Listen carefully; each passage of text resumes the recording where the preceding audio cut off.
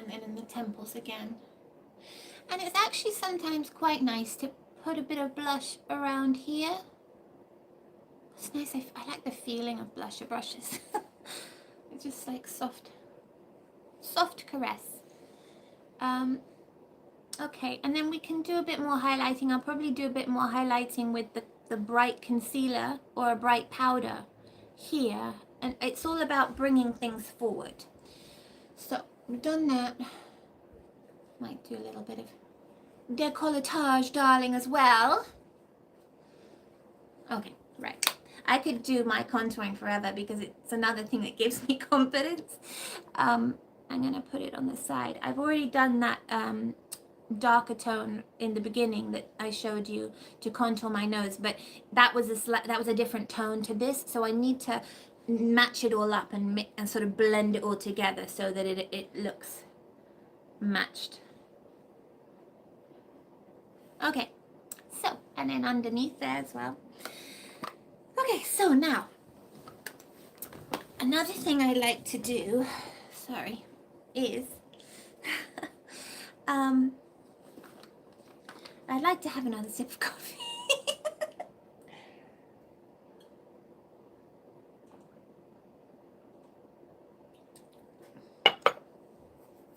I think what I'll do next, I had done quite light eyebrows and I'm doing quite a harsh look now.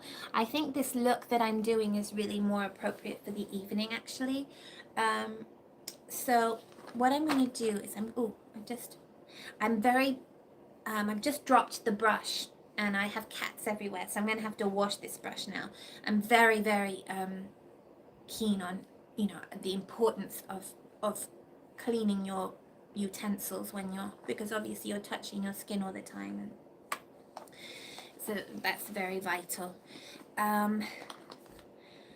I think now I'm just going to darken my brows a bit. I don't really have eyebrows because when I was a teenager I wanted to have tiny, I had normal eyebrows. I mean, they were just normal, they were fine, but I was in love with Hollywood, old Hollywood, and there were these beautiful photographs by a photographer at the time called George Hurrell, I believe that was his name, and he did all the stars, and particularly he did some images of Jean Harlow. And Jean Harlow, I mean, they were beautiful images, and I think he was known for putting Vaseline on the lens of his camera to create this softness. I mean, his photos were masterpieces, I think. And Jean Harlow always had, she was a huge star of the time, huge sex symbol, and she always had these tiny pencil line eyebrows, and I was just enthralled, and so I felt that it was very feminine looking. I just had a notification anyway. I felt it was very feminine to have these penciled in eyebrows, so I plucked everything out, and yeah, they never came back. It was like, okay honey, you're gonna have bald eyebrows. So I have bald eyebrows basically.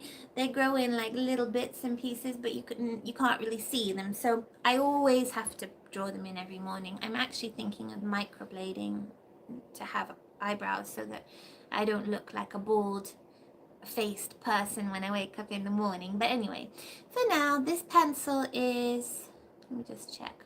Oh gosh, I've had it so long. I believe it's a Bourjois pencil. Yes, it is Bourjois. And it is just a brown, a light brown. So I had done them already, but I'm going to darken them just a bit more for more definition. And I always like to bring it as far as my line, the cat eye line goes. I kind of like to bring it, so I'll use a pencil like that. So I'll bring this down just a little more, but you want that to be quite a thin, so start out, I mean, I don't like to have thick eyebrows, so,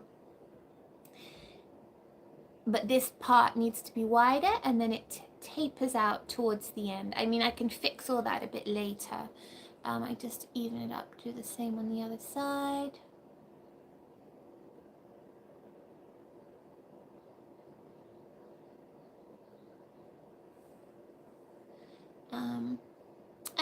I don't know if this is the perfect shape for my face, but it's what I do. One day if I'm in a position to get them done professionally, I'll do it, but not now.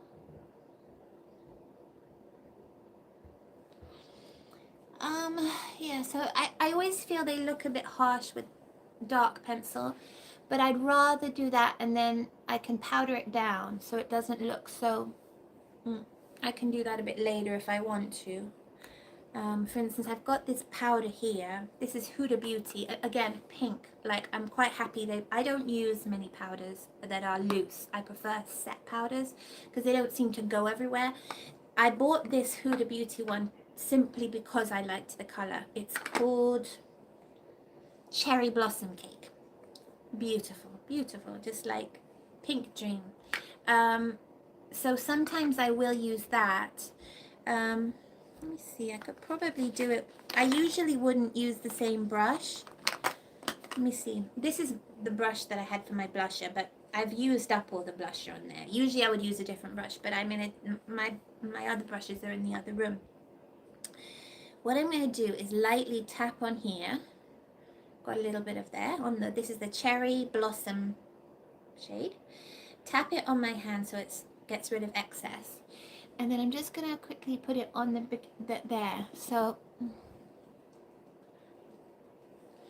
usually, you see, it has faded out the kind of harshness, the powder on top of the line, but I think it's still a little bit, the problem with this is beautiful, this powder, but I would prefer if it was more finely pigmented, if it was more not pigmented, milled, finely milled is the word I'm looking for, because I always am very self-conscious with powders that they look patchy on your face or that people can see you're wearing powder.